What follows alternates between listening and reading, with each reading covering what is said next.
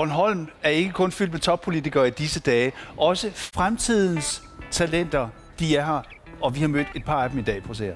På Cirkuspladsen står de radikale Venstres Ruben Kidde, lige præcis, der i en alder af bare 25 år håber på en kommunal karriere på Frederiksberg. Folkemødet er jo en fantastisk mulighed for at se nogle af landspolitikerne i øjnene og kunne tale lidt mere åbent, end man ellers kan omkring forskellige politiske områder.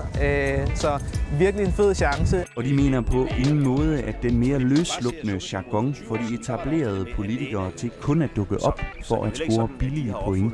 For hver borger, de møder, der ligger de altså, i hvert fald de politikere, jeg har mødt, rigtig mange kræfter i og rent faktisk høre, hvad er det, at jeg har at sige.